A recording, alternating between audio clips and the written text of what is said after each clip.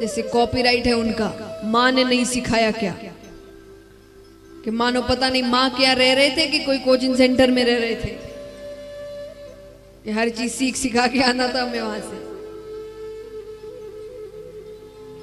तो उसने कहा कि माँ ने इतना भी नहीं सिखाया, क्या झाड़ू काटना तक नहीं सिखाया।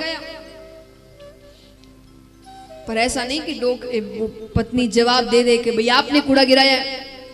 वो कहती क्या एक और हाथ फेर दो, कितना समय लगेगा, अब झगड़ा करेंगे, झगड़े करने में तो समय जाएगा ही, वो समय थोड़ा सा एक हाथ और फेर दो। सब्जी बनाए तो खूब नमक डाल दे। पर नरसिंह जी की पत्नी एकदम गाय, अरे वो प्रतिकार ही नहीं करे। पर महाराज आजकल सहन शक्ति की भरपूर कमी आ गई है, कोई चुप ही नहीं हो।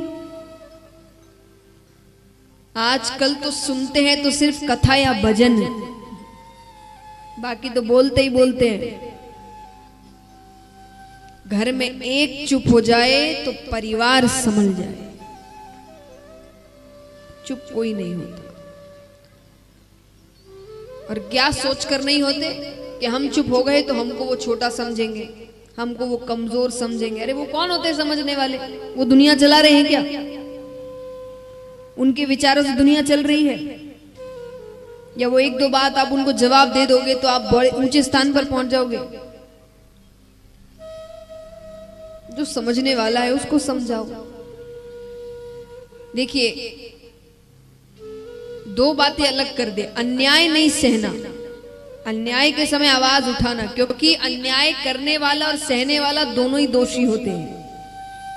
जो जान रहा है कि मुझ पर अन्याय हो रहा है फिर भी चुप बैठा है तो वो भी दोषी है।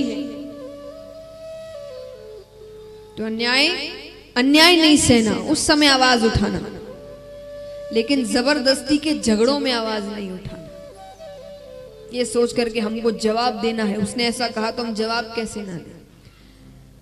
एक बहुत अच्छी बात बताती हूं मैं आपको अपने अनुभव से। देखिए मैं काफी ज्यादा चीजें अनुभवों से नहीं बता सकती, उम्र उतनी नहीं है कि बहुत अनुभवी हूं, बहुत अनुभव कर लिया, उतनी उम्र नहीं है। तो कुछ ही बातें कभी कभार बता सकती अनुभव से। एक बात बताती हूं गारंटी के साथ, जब भी ऐसा कुछ होना, कोई सामने वाला आपसे कुछ ऐसा कह रहा है जो आपको अच्छा नहीं लग रहा, कुछ भी आप ऐसा नहीं कर सकते, ऐसे हैं वैसे हैं, कुछ भी, उसको जवाब देने की बजाय शांत रहना। और जवाब किसको देने देना? क्योंकि वो जब जवाब देते हैं ना, उस जवाब को पूरी दुनिया देखती है। हम देंगे तो वो एक दूसरे में झगड़े कर कर वो खुद भूल जाएगा। ऐसे जवाब में क्या आनंद? जवाब तो ऐसा देना कि जवाब आपने नहीं, समय ने दिया है, और वो जवाब देकर उस व्यक्ति को अपने अंदर समझ आए कि मैंने कितना गलत किया था, तो उसको जवाब बोलते हैं। तो छोटे मोटे झगड़ों में या कोई भी ऐसे झगड़े में जो आप सांसारिक लोगों से करते हैं, तो जवाब मत, उसको देने दीजिए। उनके भरोसे रहते, नरसिंह जी ने उनके भरोसे सब काम किया, अपने भरोसे करते तो शायद ही कोई मायरा भर पाते वो, और उनके भरोसे किया तो 56 करोड़ का मायरा भरा गया था। कितना? और ये किस समय? 500-600 साल पुरानी घटना, उस समय 56 करोड़ का मायरा। सोचिए ऐसा समय, जब मैं आपको बता रही हूं कि 10 रुपए भी बहुत बड़ी बात थी, उस समय भगवान ने करोड़ों का मायरा भरा था। और जैसा मैंने कहा दुनिया देखती है तो कथा सुनी रही है दुनिया। नरसिंह जी ने तब थोड़ी सोचा था कि उनकी कथा बनाई जाएगी, कथा लिखी जाएगी और पूरी दुनिया सुनेगी। वो तो अपनी भक्ति कर रहे थे। तो महाराज अन्याय नहीं सहना, लेकिन हर छोटी छोटी बातों पर झगड़ा करना, ये सोच करके सामने वाला क्या सोचेगा, अपना ही जीवन बिगाड़ रहे हो। हम जवाब तब देते हैं, गुस्सा तब होते हैं जब किसी सामने वाले के अंदर इतनी क्षमता है कि वो आपको क्रोधित कर सके। इतनी क्षमता किसी के हाथ में देना ही नहीं। पर हमने अपना रिमोट कंट्रोल दूसरों के हाथों में देकर रखा है, जो जैसे चाहे उसके साथ वैसे खेलता है। उसको आपको प्रसन्न करना है तो थोड़ा एक दो प्रशंसा की बातें कर देगा, आप बड़े खुश हो जाते हैं।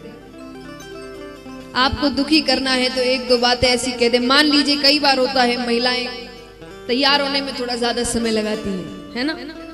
कहीं बाहर जाना है आपको, मान लीजिए आपने कई घंटे लगाए हैं तैयार होने में, ऊपर से नीचे तक खूब सुंदर लग रहे हैं अपने आप को अभी तक, क्योंकि आप तैयार हो रहे हैं, अपने कमरे में हैं, कांच के सामने अपने आप को निहार रहे हैं, आज तो बड़े सुंदर लग रहे हैं। घर से बाहर पैर रखा है, किसी पड़ोस वाली नहीं कह दिया बिल्कुल अच्छा रंग नहीं है, क्या पहना है।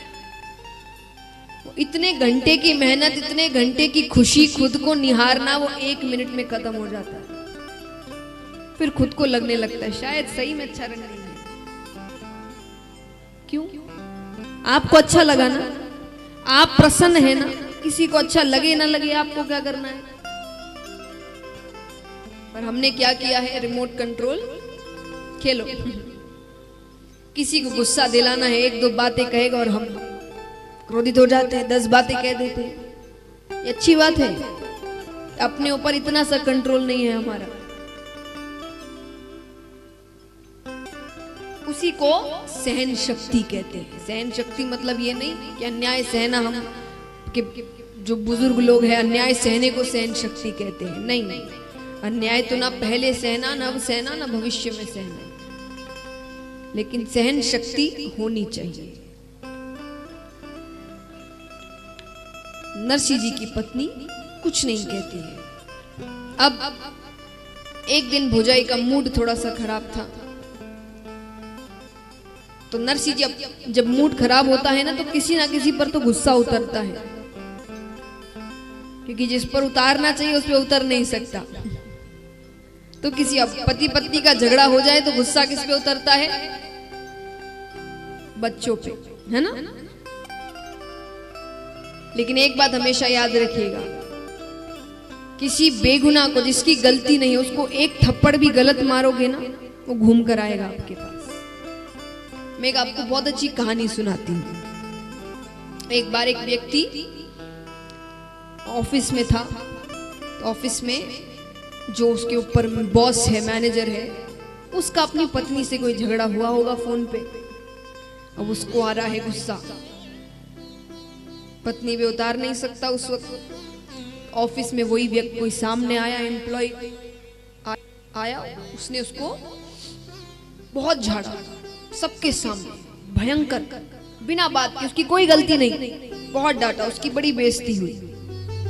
अब वो बॉस को कुछ नहीं कह सकता, बॉस को कुछ नहीं कह सकता, तो वो घर पहुंचा। घर पहुंच के उसने पत्नी को बहुत डांटा, बिना मतलब बहुत चिल्लाने लगा। अब पत्नी को क्रोध आ रहा है, वो पति पे नहीं उतार सकती, बगल में बड़ा बेटा था, उसने ऐसी बातों में खींच के एक थप्पड़ मार दिया उसको। अब बड़े बेटे को गुस्सा आ रहा है, वो किस पे उतारे?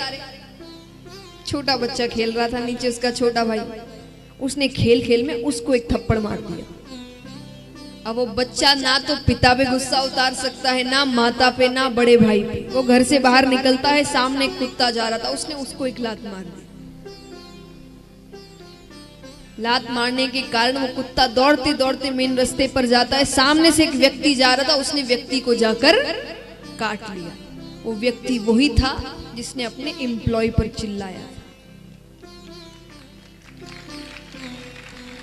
यानी कोई भी हरकत आप गलत करते हैं, यानी किसी ऐसे पर करते हैं जो बेगुनाह है, वो घूमकर आपके पास एक गलत थप्पड़ भी मारा हुआ, आपको उसका भी परिणाम चुकाना पड़ता है। भगवान ये बताना चाहते हैं कि वहां का सिस्टम इतना तेज है, एक गलत थप्पड़ भी आपको उसका परिणाम भी चुकाना पड़े।